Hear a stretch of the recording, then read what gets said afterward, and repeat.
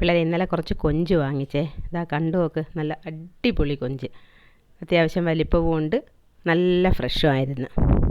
ഞാൻ കൊഞ്ച് വൃത്തിയാക്കാൻ പോവേണേ. അതീവ സുരക്ഷാ ക്രമീകരണങ്ങൾ ഒരുക്കി കിച്ചണിൽ വെച്ച് തന്നെ കൊഞ്ച് വൃത്തിയാക്കി കാണിച്ചു തരാം.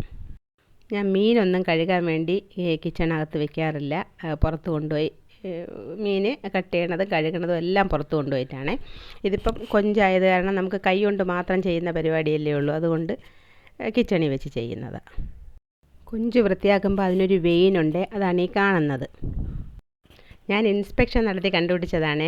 ചില കൊഞ്ചിൽ ട്രാൻസ്പെറൻറ്റ് വെയിനായിരിക്കും, ചില കൊഞ്ചിൽ ഇതുമാതിരി ബ്ലാക്ക് ആയിരിക്കും. ഈ ബ്ലാക്ക് വെയിൻ ആണെങ്കിൽ നമ്മൾ എടുക്കുമ്പോൾ ഫുള്ളിങ് വരൂല. അപ്പം നമ്മൾ ബാക്കി കട്ട് ചെയ്തെടുക്കണം. ഈ കൊഞ്ച് ഇങ്ങനെ കട്ട് ചെയ്തിട്ട് അങ്ങ് വാലറ്റം വരെ കട്ട് ചെയ്തിട്ട് കണ്ട അങ്ങ് അറ്റം വരെ പോയിരിക്കും. അപ്പോൾ അതിനെ നമ്മൾ നൈഫിട്ടോ അല്ലെങ്കിൽ ഇങ്ങനെ വലിച്ചാൽ തന്നെ ഇങ്ങ് വരും. അങ്ങനെയാണ് 2 വെയിൻ കേട്ടോ.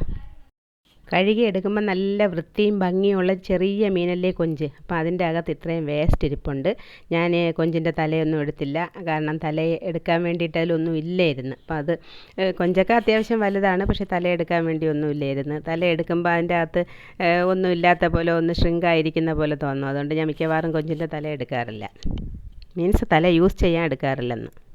കണ്ട ഇങ്ങനെ ബ്ലാക്കും വൈറ്റും ട്രാൻസ്പെറൻറ്റും ഒക്കെ ആയിട്ട് എന്തുമാത്രം വേസ്റ്റുള്ള ഒരു സാധനമാണെന്നറിയാമോ.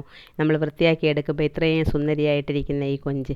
ഞാനിതിനെ നന്നായിട്ട് കഴുകി വൃത്തിയാക്കി എല്ലാം കൊണ്ടുപോയി ഫ്രിഡ്ജിൽ വെച്ച്. എങ്ങനെയുണ്ട് എൻ്റെ ബുദ്ധി? 2-3 പാത്രത്തിലാക്കി അങ്ങ് ഫ്രിഡ്ജിൽ വെച്ചു. ഒരു ദിവസം എന്തായാലും ബിരിയാണി ഉണ്ടാക്കും. പിന്നെ ഒരു ദിവസം തോരനാണോ തീയലാണോ കൊഞ്ച് റോസ്റ്റാണോ കൊഞ്ച് ഫ്രൈ ആണോ, ഇങ്ങനെ എന്തേലും ഒരെണ്ണം കൂടെ 2-3 പാത്രത്തിലാക്കി വെച്ചിട്ടുണ്ട്. അത്യാവശ്യം നിറയെ ഉണ്ടായിരുന്നു. ഞാൻ ഈ കാണുന്നത്, ഈ വീഡിയോയിൽ കാണുന്ന ചട്ടിയാണെങ്കിലും ഈ കൊഞ്ച് കിടക്കുന്ന ചട്ടി നല്ല വലുതാണ്. ആ ചട്ടി നിറയെ ഉണ്ട്. വൃത്തിയാക്കി എടുത്തപ്പോഴും നിറയെ ഉണ്ടായിരുന്നു. ആർക്കെങ്കിലും ഇത് അറിഞ്ഞുകൂടാത്തവരുണ്ടെങ്കിൽ ഇനി മുതൽ കൊഞ്ച് വൃത്തിയാക്കുമ്പോൾ ഇങ്ങനെ ചെയ്യണേ. കണ്ട എന്ത് ഭംഗിയായിട്ടിരിക്കുന്നെന്ന് കണ്ട, അടിപൊളി.